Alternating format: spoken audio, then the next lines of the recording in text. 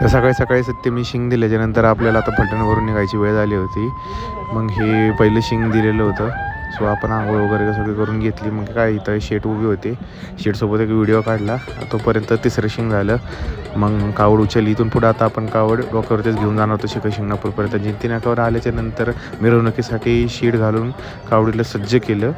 आणि तिथून पुढं मग भाज्या झाला. इथे भाज्या आपलं होत असतो वाजंत्र्यांसाठी.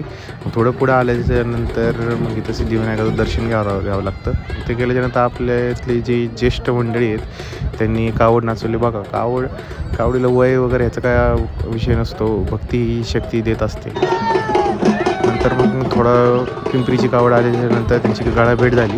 आणि मग कार्यकर्त्यांनी जरा जल्लोष केला. दुपारी फलटण सेवेच्या ठिकाणी जनावरांसाठी मोफत मका वाटप निखिल शेठ हेंद्रे यांच्याकडून होते. विषय आड निखिल भाऊंचा जनावरांसाठी लोकांसाठी लई पळत असतात.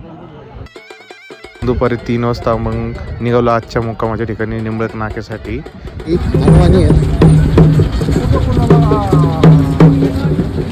अक्षरशः डांबर हे पायाला चिटकतंय, त्याच्यात बिगर पायाचे चाललेले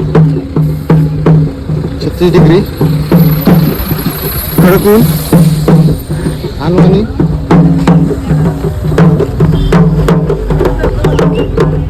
जमल्याच्या नंतर आता अजून बरडला जायचं होतं. बरडच्या अलीकडे 4 किलोमीटरवरती आपलं निंबळक नाक्यावरती मुक्काम असतो.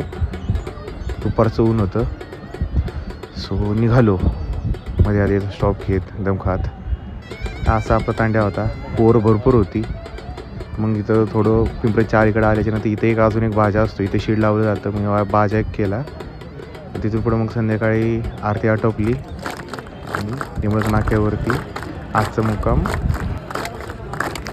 संध्याकाळी जेवण केल्यानंतर नेहमीप्रमाणे आपण कावडीच्या शेजारी झोपायला असतो. आता आणि रात्री 12 वाजता निघायचं होतं, त्याच्यामुळे आपण लवकरच झोपून घेतलं.